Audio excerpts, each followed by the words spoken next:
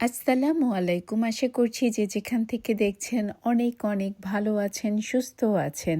আজকে আমি নিয়ে এসেছি অসম্ভব মজার কাবাবি বিফ অথবা কাবাবি গরুর মাংসের রেসিপি। চলুন তাহলে শুরু করা যাক। এই রেসিপিটা রান্না করার জন্য আমি 2 কেজি বিফ নিয়েছি। সেই অনুযায়ী সমস্ত মশলা ব্যবহার করব। চুলায় একটা প্যান বসিয়ে দিয়েছি। একটু গরম হওয়ার পরে দিয়ে দিয়েছি সরিষার তেল। এখানে হাফ কাপ সরিষার তেল দিয়েছি। এখানে নিয়েছি 10-12টা লং, 1 চা চামচ কালো গোলমরিচ, 1 চা চামচ সাদা এলাচ, একটা বড় কালো এলাচ, 2টা তেজপাতা, তেজপাতা দুটোকে টুকরো করে নিয়েছি, আর নিয়েছি 3টা শুকনো মরিচ। ঝালটা আপনারা আপনাদের স্বাদ মতো দিয়ে দিবেন। একটু ভেজে নেওয়ার পরে দিয়ে দিব 3-4 টুকরো ডালচিনি। একটু ভেজে নিয়ে দিয়ে দিব 1 কাপ পেঁয়াজ কুচি। কেউ যদি একটু বেশি গ্রেভি চান সেক্ষেত্রে পেঁয়াজের পরিমাণটা একটু বাড়িয়ে দিবেন। পেঁয়াজ দেওয়ার পরে বেশ কিছুক্ষণ সময় ধরে একটু ভেজে নিব, তবে বেরেস্তা করব না। যখন পেঁয়াজের কালারটা চেঞ্জ হয়ে একটু হলুদ হয়ে আসবে আর পেঁয়াজগুলো একটু নরম হয়ে আসবে, তখন দিয়ে দিব 1.5 টেবিল চামচ রসুন বাটা আর 2 টেবিল চামচ আদা বাটা। আদা রসুন দেওয়ার পরে খুব ভালোভাবে ভেজে নিব যতক্ষণ না কাঁচা স্মেলটা চলে যায়। খুব ভালো করে ভাজা হয়ে গেলে, কাঁচা স্মেল চলে গেলে দিয়ে দিব আগে থেকে ধুয়ে রাখা 2 কেজি গরুর মাংস। মাংসগুলো থেকে পানি পুরোপুরি ঝরিয়ে নিয়েছি, কারণ এই পেঁয়াজের মধ্যে মাংসগুলোকে একটু ভেজে নিব। পানি থাকলে সেভাবে ভাজা সম্ভব হবে না, পানি উঠে যাবে আগেই। তাই পানিগুলোকে ঝরিয়ে নিলে খুব সুন্দরভাবে মাংসটাকে পেঁয়াজের সাথে ভেজে নেওয়া যাবে।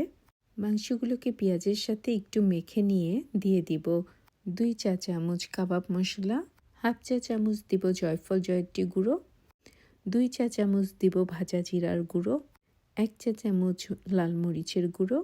ঝালটা আপনারা আপনাদের স্বাদ মতো দিয়ে দিবেন। দিয়ে দিব 2 চা চামচ লবণ, লবণটাও আপনারা আপনাদের স্বাদ মতো দিয়ে দিবেন। দিয়ে দিব 1 টেবিল চামচ লেবুর রস, আর দিব 2 টেবিল চামচ টক দই। সমস্ত উপকরণ দেওয়া হয়ে গেছে। এবার খুব ভালো করে উপকরণগুলো মাংসের সাথে মিশিয়ে নিব। কারো হাতে যদি একটু সময় বেশি থাকে সেক্ষেত্রে কেউ চাইলে সমস্ত উপকরণ দিয়ে ভালো করে মাংসটা মেখে ম্যারিনেট করে 30 মিনিটের মতো রেখে দিতে পারেন।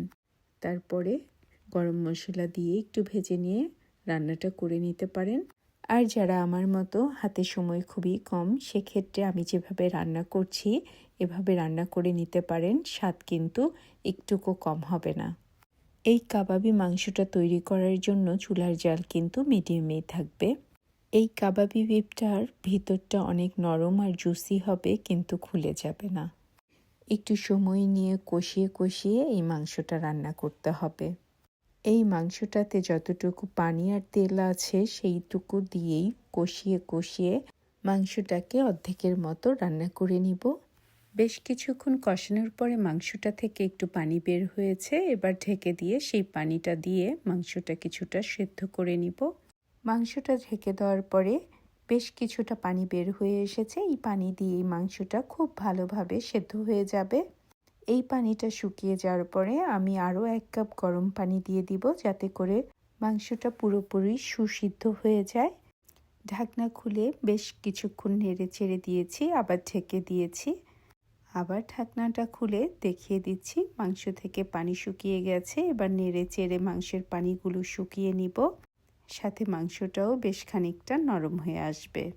বেশ কিছুক্ষণ নেড়ে চেড়ে মাংসটাকে ভালো করে রান্না করে নিলাম।